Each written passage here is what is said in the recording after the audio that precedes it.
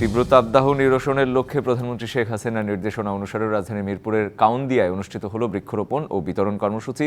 ঢাকা 14 আসনের সাবেক সংসদ সদস্য বীর মুক্তিযোদ্ধা আগা খান মিন্টুর উদ্যোগে অনুষ্ঠিত এই আয়োজনে অংশ নেন মুফিদ কবির মুনিজ সহ অন্যান্য নেতাকর্মীরা। ঝিনাইদহ 1 আসনের উপনির্বাচনে স্বতন্ত্র প্রার্থী হিসেবে মনোনয়নপত্র জমা দিয়েছেন জেলা আওয়ামী লীগের সহ সভাপতি নজরুল ইসলাম দুলাল। শুক্রবার মনোনয়নপত্র দাখিলের শেষ দিন দুপুর 12টার দিকে তিনি জেলা নির্বাচন অফিসের রিটার্নিং কর্মকর্তার কার্যালয়ে মনোনয়নপত্র জমা দেন।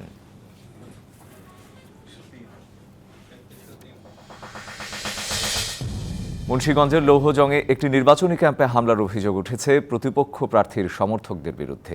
বিকেলে বেজগাঁও ইউনিয়নের 36 গ্রামে উপজেলা চেয়ারম্যান প্রার্থী BM শোয়েবের ক্যাম্পে হামলা চালায় প্রতিপক্ষ প্রার্থী রশিদ শিকদারের সমর্থকেরা।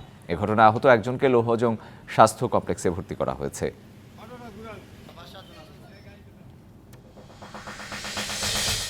গাইবান্ধার পলাশবাড়িতে রাজু ইসলাম হত্যা মামলার পলাতক প্রধান আসামি খলিল ফকিরকে টাঙ্গাইল থেকে গ্রেপ্তার করা হয়েছে। বিকেলে র্যাব ও CPCর যৌথ অভিযানে জেলার মির্জাপুর থানার গোড়াই এলাকা থেকে তাকে গ্রেপ্তার করা হয়। গত 17 এপ্রিল লাঠিসোঁটার মারধরে মৃত্যু হয় রাজুর।